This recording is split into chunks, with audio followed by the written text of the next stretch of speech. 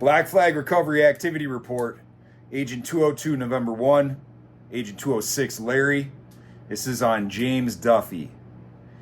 James Duffy's bondsman had known he had been in a treatment facility for the past 3 months. In fact, the bondsman had let him go to the treatment facility to detox off of methamphetamines and heroin, which is a really nice thing considering they could have picked him up right away and brought him to county and had him sit in county drug sick.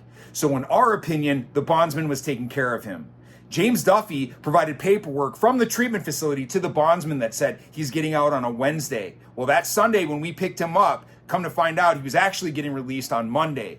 So the treatment facility had been in it with this guy and was trying to give him a 2-day head start before we get to him so that he could be on the run. So basically, the treatment facility was hiding him. James Duffy had charges for distributing narcotics at a school. He was also 50-some years old.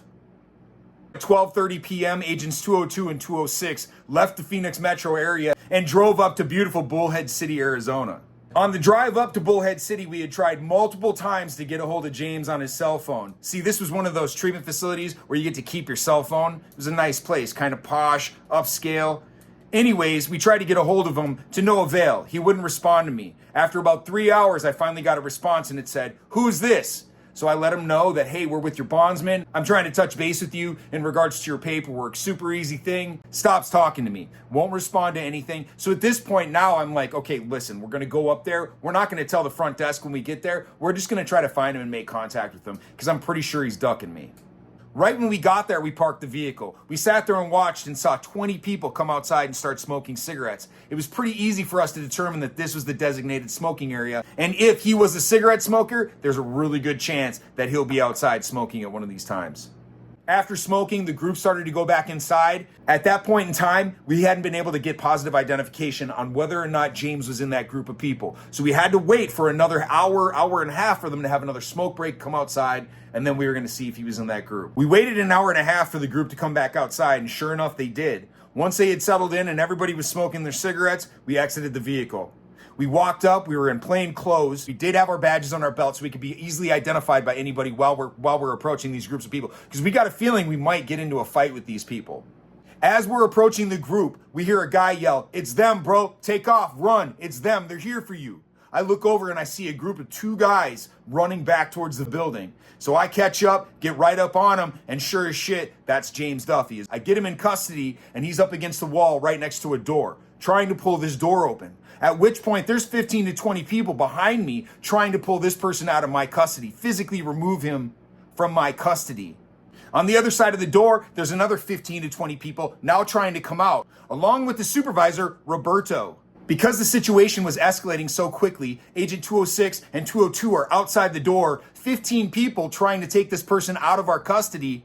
I put my foot in front of the door to stop anyone else coming back outside because we don't need more people interfering with what we got going on. So right now, I and Roberto are face to face through this glass door, and I told him, James is in my custody. He's felony warrant. He's going back to California, and there's nothing you can do to stop this. So I'll let you out here if you calm down and de-escalate this situation with me.